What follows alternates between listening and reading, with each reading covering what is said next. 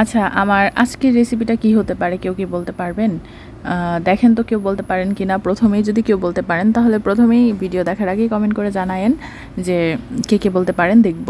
আর কেউ যদি বলতে না পারেন তাহলে আমি বলে দিচ্ছি। তো প্রথমেই ভিডিও শুরু করার রেসিপি শুরু করার আগেই হচ্ছে আমি এখানে পেঁয়াজ কুচি নিয়ে নিলাম। আর তারপরে হচ্ছে এখানে আমি লবণ, তারপরে হচ্ছে আমি মরিচের গুঁড়ো এগুলো আমি ইউজ করব। আর হচ্ছে এখানে আমি কাঁচামরিচ দিয়ে নিচ্ছি। এখন হচ্ছে এটাকে আমি ভালোভাবে মিশিয়ে তারপর হচ্ছে জাস্ট 2টা ডিম দিব এখানে। আমাদের বাসায় মানুষের সংখ্যা যেহেতু কম, আমরা 3 জন মানুষ, যার কারণে আমাদের 2টা ডিম দিয়ে হয়ে যাবে। আপনাদের বাসায় যদি মানুষের 3 জনের থেকে বেশি হতে পারে সেক্ষেত্রে আপনারা একটা ডিম বেশি নিতে পারেন। আর এখন হচ্ছে আমি ডিমটাকে ভালোভাবে মিক্সড করে নেব। মিক্সড করে হচ্ছে আমি ডিমটা হচ্ছে ভেজে নেব। আর ভাজার জন্য হচ্ছে এখানে আমি জাস্ট একটা তাওয়া ইউজ করলাম। আর যেহেতু আমার এই তাওয়াটার কিছুক্ষণ আগেই হচ্ছে আমি পরোটা ভেজেছিলাম, যার কারণে এটাকে আর আমি ধুইনি, ধোয়ার কোনো প্রয়োজনও পড়েনি। এ কারণে হচ্ছে আমি এই তাওয়াতে আবার ডিমটা ভেজে নিচ্ছি। এখন আমি আপনাদেরকে ডিমটা ভাজতে ভাজতে একটা কথা বলি, সেটা হচ্ছে যারা কিনা প্রতিদিন মাছ মাংস খেতে খেতে হয় না যে আসলে একটু ভিন্ন রকমের কোনো খাবার হলে মানে ভালো হয়। তো ভিন্ন রকমের খাওয়ানোর জন্য হচ্ছে আজকের রেসিপি। কারণ আমরা বেশিরভাগ সময় প্রতিদিনই মাছ খাই অথবা মাংস খাই। তো অনেক সময় দেখা যায় যে মাছ মাংস মানে মনে চায় না যে আজকে মাছ খাই কিংবা মাংস খাই, সেক্ষেত্রে এই রেসিপিটা তৈরি করে নিতে পারেন। এই রেসিপিটা দিয়ে 1 প্লেট ভাত খেয়ে নিতে পারবেন। তো এখন হচ্ছে আমার ডিম ভাজা কমপ্লিট হয়ে গিয়েছে।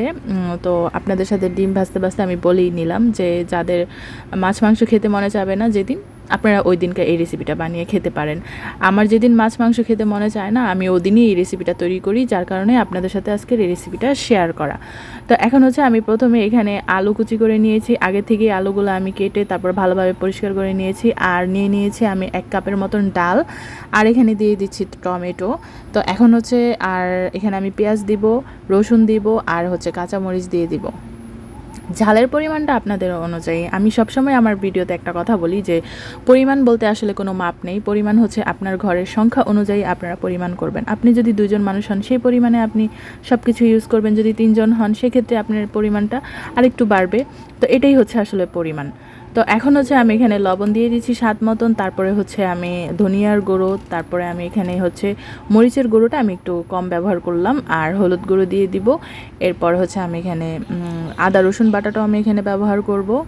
এক এক করে যতগুলো মশলা আছে আমি এগুলো এখানে সবই ব্যবহার করব। আর সাথে দিয়ে দিচ্ছি জিরা ফাঁকি। তো এখন হচ্ছে এখানে আমার সব উপকরণগুলো কমপ্লিট হয়ে গিয়েছে দেওয়া। আমি হচ্ছে যে এখানে ভালোভাবে হাত দিয়ে সব উপকরণগুলো ভালোভাবে মেখে নেব। আর মাখার জন্য আসলে হাতটা খুবই জরুরি, কারণ হাতের যে একটা আসলে রস বা জোস থাকে সেটা আসলে খুবই প্রয়োজন রান্নার ক্ষেত্রে। অনেকের হাতে দেখবেন যে আসলে রান্না করলে অনেকের হাতের রান্না ভালো লাগে না, আবার অনেকের হাতের রান্না ভালো লাগে। আমি এটা বিশ্বাস করি হাত একটা আর্ট, যেটা কিনা আসলে হাতের দেখা যায় অনেক সময় আমরা যদি মশলা বেটে খাই সেক্ষেত্রে কিন্তু স্বাদটা অন্যরকম হয়। আবার হাত দিয়ে যখন আমরা একটা কোনো কিছু মাখাই সেটারও স্বাদ অন্যরকম হয়। তো যাই হোক, এখন হচ্ছে আমি সব কিছু ভালোভাবে হাত দিয়ে মেখে নিচ্ছি যেন একদম সব কিছু নরম হয়ে যায়। আর মাখার সময় আমি হচ্ছে এখানে সয়াবিন তেল ব্যবহার করেছি।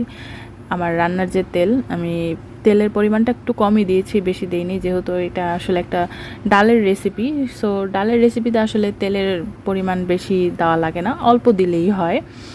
এখন হচ্ছে আমার মাখা এখানে কমপ্লিট হয়ে গিয়েছে। জাস্ট এখানে আমি হচ্ছে পরিমাণের মতন পানি দিব। পরিমাণটা আমি আপনাদেরকে বলি, আপনারা যে ডাল খান পাতলা ডাল, তো ওরকম যদি পাতলা ডাল মানে খাওয়ার জন্য যে পরিমাণে আপনাদের পানি ব্যবহার করা লাগে এখানে সেম ওই রকমই পানি দিবেন আপনারা।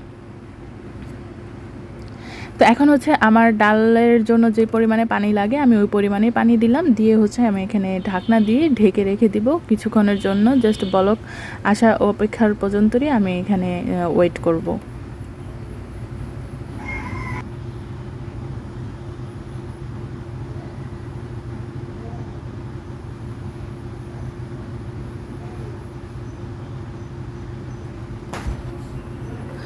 তো এখন হচ্ছে আমার বলক চলে আসছে। এই পর্যায়ে হচ্ছে আমি ঢাকনাটা উঠিয়ে তারপরে হচ্ছে আমি একটু নাড়াচাড়া দিয়ে দিব।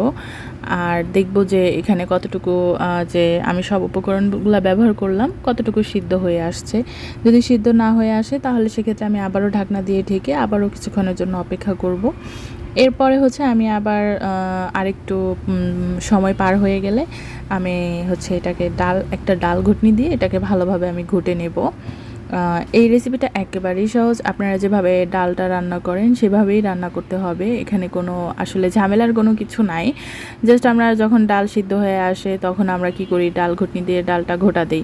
তো এটাও সেম, যখন আলুগুলো আর ডালগুলো সিদ্ধ হয়ে আসবে সেক্ষেত্রে হচ্ছে আমরা ডালটা ভালোভাবে ঘুটে তারপর হচ্ছে কিছুক্ষণের মতো জাল করে নিব। তো এখানে আমার কিছুক্ষণের মতন জাল করা হয়ে গিয়েছে। আমি এখন হচ্ছে ডিমগুলো দিয়ে দিব। তো ডিমগুলো দিয়ে আমি এখানে 10 থেকে 15 মিনিটের মধ্যে রান্নাটা কমপ্লিট করে ফেলবো। এই ক্ষেত্রে হচ্ছে আমি যখন ডিমটা দিব তখন চুলার আঁচটা হচ্ছে আমি এখন বাড়িয়ে দিব।